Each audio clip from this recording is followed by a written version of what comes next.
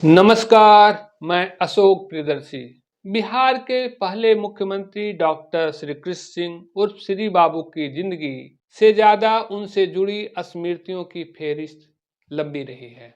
श्री बाबू की स्मृतियों से जुड़ी एक कहानी बिहार के नवादा जिले के अकबरपुर प्रखंड के गोपालपुर गांव की है। कहानी 1952 की है। बिहार के श्री डॉक्टर श्री कृष्ण सिंह चुनाव प्रचार के लिए नवादा के गोपालपुर गांव पहुंचे थे। ग्रामीणों के मुताबिक बिहारी बाबू सिंह की अध्यक्षता में बैठक हुई थी, तब गांव में एक सार्वजनिक सभा हुई थी।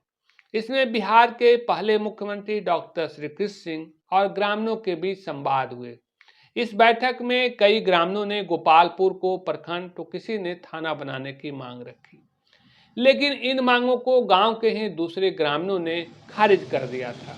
ग्रामीणों के मुताबिक बिहारी बाबू सिंह मांग रखे थे कि वे लोग गृहस्थ आदमी हैं, कस्बाई इलाका के चलते कई खबरें महीनों बाद जानकारी मिल पाती है, इसलिए एक रेडियो दे दिया जाए। हालांकि तब श्री बाबू कोई आश्वासन नहीं दिए, सिर्फ मुस्कुराए। फिर कई अन्य मुद्दे पर चर्चा हुई थी। इस बैठक में डॉक्टर सुखदेव सिंह शर्मा, शिवदानी सिंह, जमुना सिंह, द्वारका सिंह, अयोध्या सिंह समेत कई लोग मौजूद थे। ग्रामीणों के साथ बैठकर चूड़ा और दही भी खाए थे। फिर श्री बाबू जब गांव से वापस जाने लगे, तब ग्रामीणों ने उनके सम्मान में सामूहिक रूप से धोती, जनेऊ और ₹1 का सिक्का दिया था। वरिष्ठ कांग्रेसी लीडर नरेंद्र कुमार बताते हैं कि ग्रामीणों ने शर्माते हुए कहा था कि यह आपके स्तर का कपड़ा नहीं है। हम ग्रामीणों की तरफ से जल्दी में जो कर सकते थे वह कर पाए। ऐसा कपड़ा तो आपका चपरासी भी नहीं पहनता होगा। लेकिन श्री बाबू उस धोती को श्रद्धा के साथ ले गए थे। चुनाव के बाद श्री बाबू खनमा जा रहे थे। बता दें कि श्री बाबू का ननिहाल नवादा जिले का खनमा गांव था। खनमा श्री बाबू की जन्मस्थली रही है, लेकिन खनमा से पहले गोपालपुर का कार्यक्रम रखा गया। चूंकि गांव आने से पहले उनके पहल पर गोपालपुर में एक पुस्तकालय का निर्माण हो चुका था, लिहाजा वह गोपालपुर गांव पहुंचे और नवनिर्मित पुस्तकालय का उद्घाटन किए।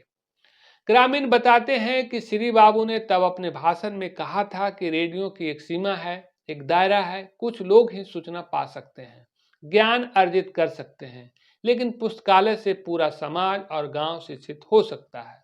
इसलिए पुस्तकालय देने का निर्णय लिया।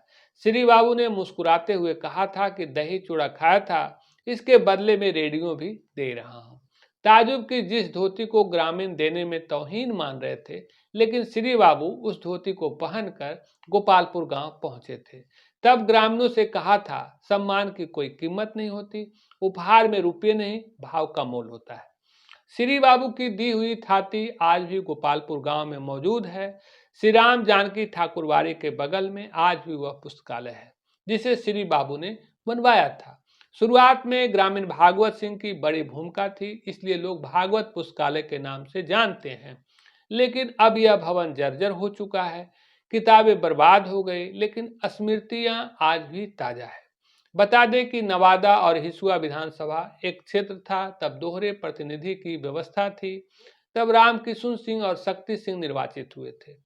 चुनाव प्रचार के लिए श्री बाबू नवादा आए थे। देखे तो अब जब कोई नेता गांव आते हैं, तब गांव से वापस जाते हैं, भूल जाते हैं। चुनाव बाद याद रखने की तो आदत ही खत्म सी हो गई लगती है। ऐसे में श्री बाबू की यह स्मृति उन सबों के लिए आंख खोलने वाली है जो वायदे कर भूल जाते हैं। ऐसे ही रिपोर्ट देखने के लिए एक्सक्लूसिव पोस्ट के साथ जुड़े रहें। फिर मिलते हैं किसी अगले वीडियो में। धन्यवाद।